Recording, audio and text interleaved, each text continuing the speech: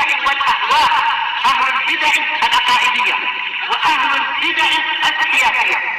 نقول بيننا وبينكم السلف، بيننا وبينكم الكتب، كان فيقول البدع بيننا وبينكم.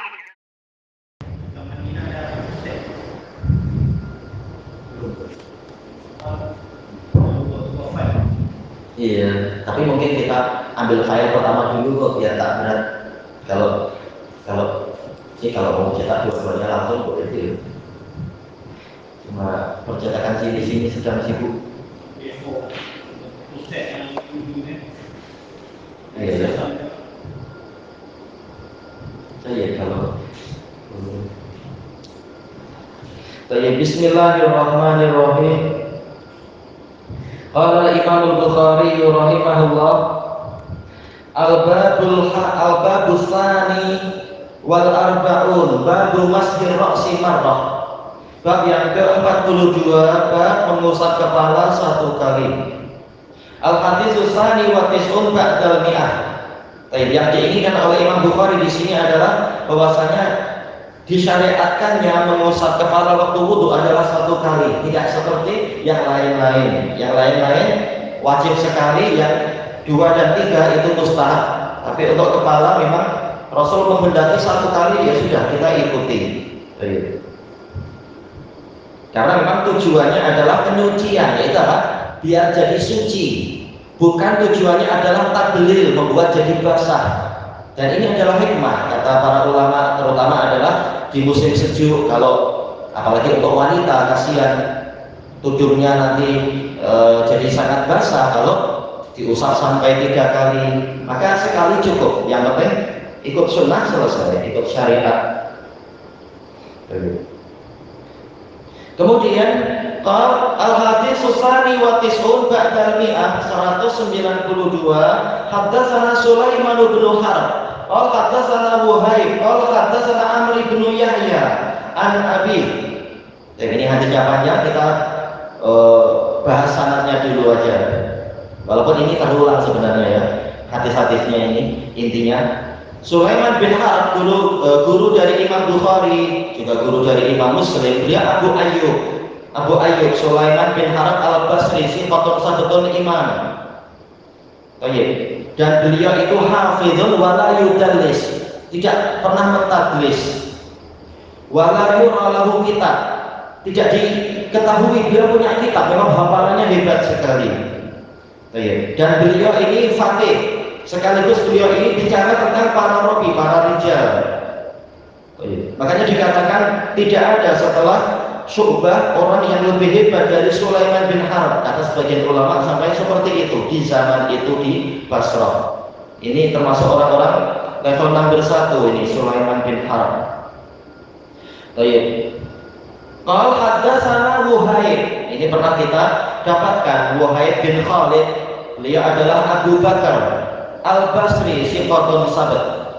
Qal haddatsana Amr bin Yahya, Amr bin Yahya ibni Umar bin Abi Hasan al-Mazini al-Ansari, al-Madani, sifatun sabat katsirul hadis. An Abi, dari ayahnya tabi'in, ayahnya Abu Utsman, yaitu siapa? Yahya bin Umar bin Abi Hasan Abu Utsman, al-Mazini al-Ansari al-Madani. Qala syahidtu Amr bin Abi Hasan, saya menyaksikan Amr bin Abi Hasan. Nah, tatkala kita tahu nasab si ayah tadi, tahulah kita Amr bin Abi Hasan ini siapa. Tatkala ayah dari Amr bin Yahya ini adalah Yahya bin Umar bin Abi Hasan, berarti Amr bin Abi Hasan adalah pakcik dari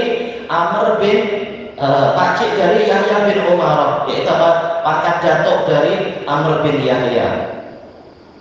Jadi si ayah siapa tadi? Yahya bin Umar, dia menyaksikan pakcik dia bertanya pada siapa?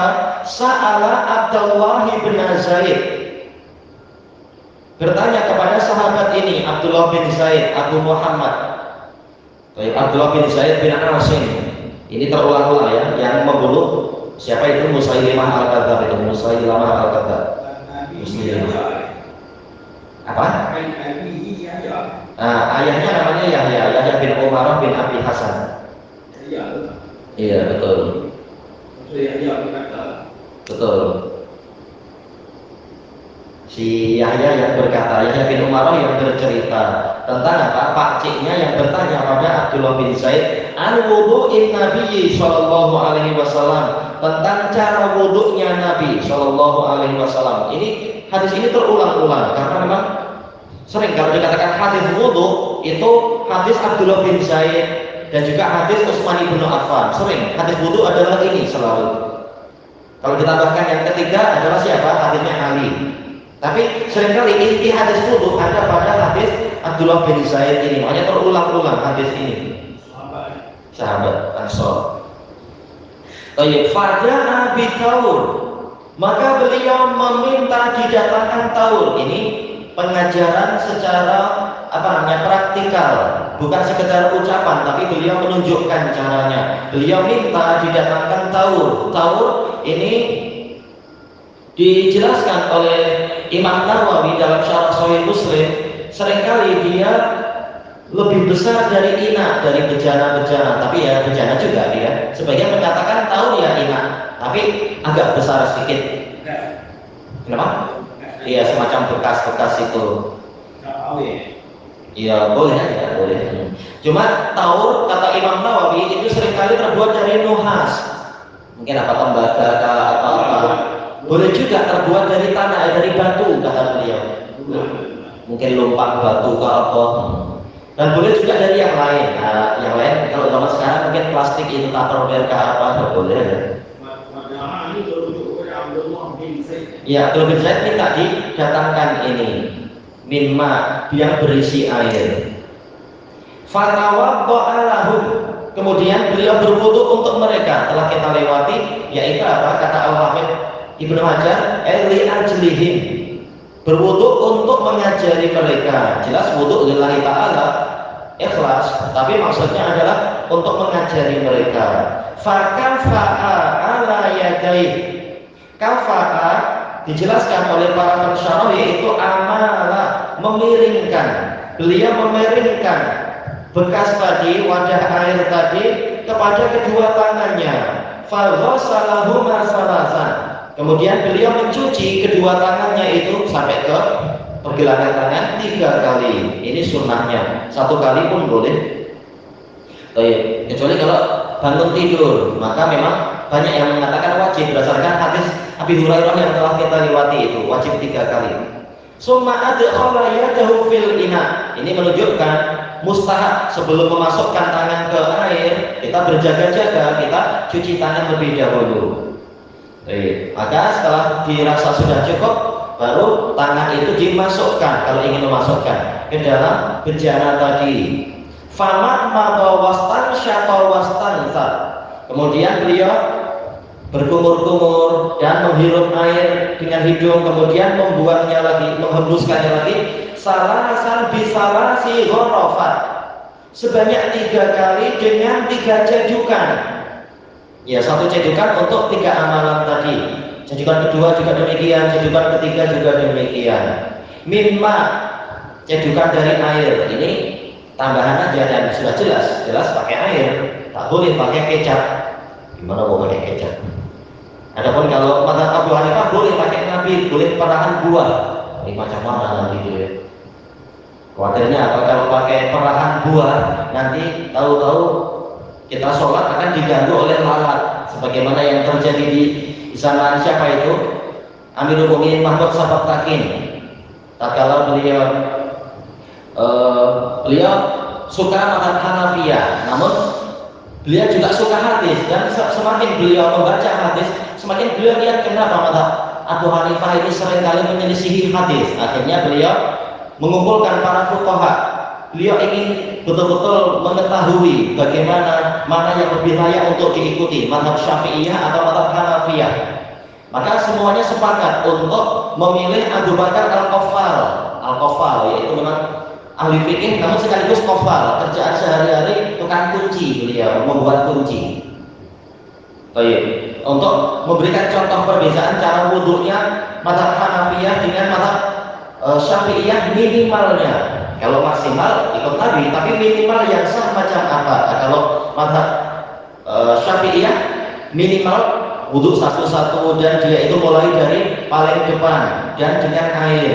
Kemudian apa? Memakai baju yang bersih dan seterusnya. Sholat dari takbiratul ihram sampai salam. Adapun kalau mazhab Hanafiyah, maka wudhunya pakai tabir karena minimal. Dia pakai tabir, pakai perahan buah, pakai sari buah, jus atau jus yang sudah diperang. Oh iya. Kemudian apa? Setelah itu wudhunya dengan apa? Takfif dibalik dari kaki lebih awal. Baru kemudian apa? Usap kepala, baru kemudian cuci tangan. Terakhir kumur-kumur, atau mungkin terakhir cuci tangan sampai pergelangan. Nah, terus memakai apa? Baju yang baju dari kulit khinzir, atau kulit anjing. Karena minimal yang halal menurut masing-masing mazhab. Nah, setelah itu takbiratul ihramnya itu dengan bahasa Persia. Kemudian cara membatalkan sholatnya dengan kentut, tak perlu salam. Maka setelah dan tatkala sedang sholat, lalat datang banyak karena pakai nabit kan, pakai perahan buah, lalat berdatangan tuh. Maka Mahmud Sabaktaken setelah melihat itu dia marah.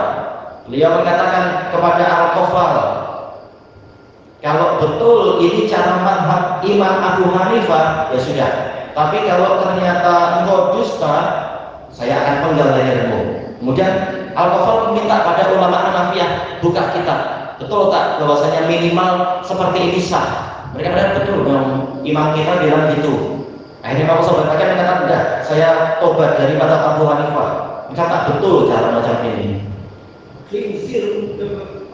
Boleh. Enggak dimakan, tapi yang penting masalah dipakai boleh, tetap sah untuk sholat. Cuma yang jadi pembahasan di sini minma, ya memang cara wudhunya dengan air, bukan perahan buah, kecap, sos, buah. Mungkin kita lakukan.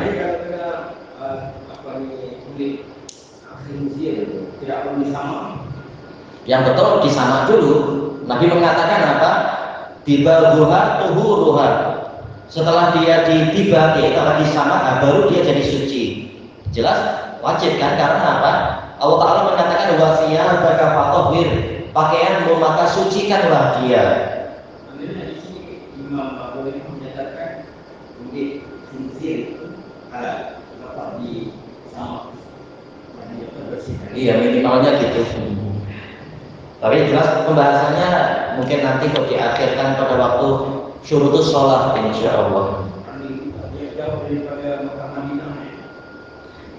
Di Kufah penuh dengan para imam, tetapi ya dia banyak tidak belajar hadis. Ada Ahmas, ada Sufyan As-Sauri, tapi dia memang tak mau memperbanyak belajar hadis. Nah, cerita panjang ya, banyak kebaikannya, namun yaitu akhirnya jadi kurang. Tatkala kurang belajar hadis, akhirnya bekalnya kurang. Tapi itu dibahas sambil jalan insya Allah. Kemudian disebutkan di sini, jadi ini jelas minma, memang dari air, jangan bersuci dengan yang lain-lain.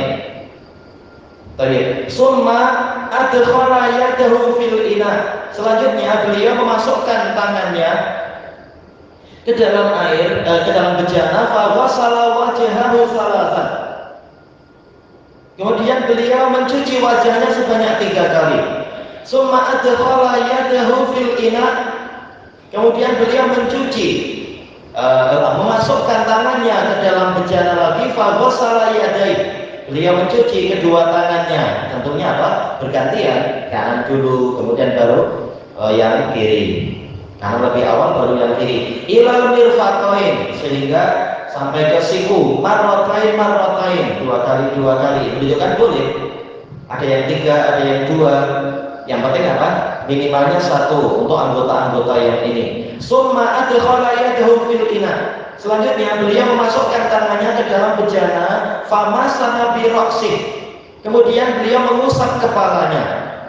Fa'aqbala bi yadihi wa adbara biha. Yaitu apa? Dari depan ke belakang, lalu belakang ke depan. Summa adkhala yadahu fil ina fa ghassala rijlaihi. Selanjutnya beliau memasukkan tangannya ke dalam bejana tadi, lalu beliau mencuci kedua kakinya.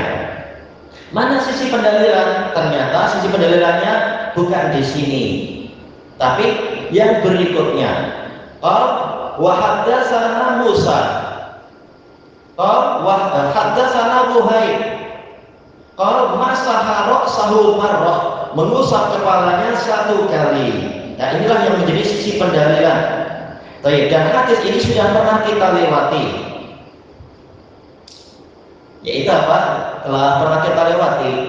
Jelas riwayat ini. Musa, beliau adalah Abu Salamah Musa bin Ismail At-Tabuzaki, Siqatun Sabtun Imam. Buhair yang tadi. Hanya saja kenapa Bukhari mendatangkan sanad pertama itu dari jalur Sulaiman bin Harb? Karena ini belum pernah beliau munculkan sanad yang ini.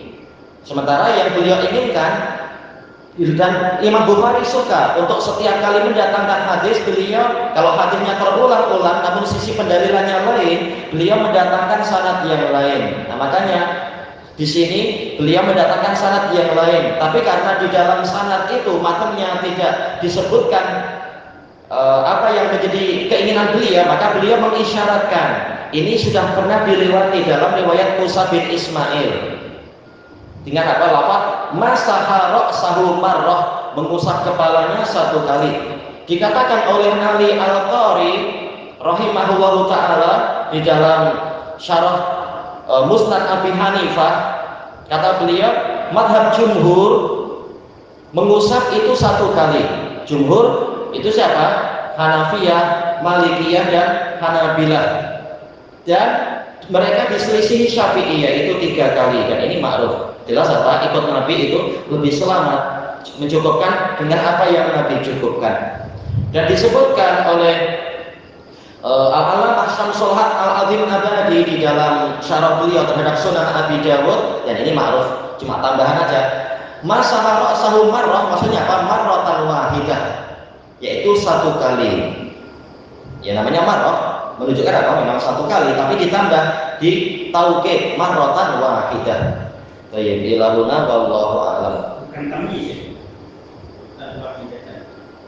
Kalau ini berarti apa? I'rabnya masaha ra'sa sebagai fa'il, sebagai maf'ul bih, wa huwa mudhaf, hu di sini mudhaf ilaih, marratan ini sebagai apa? Mansubun ala apa?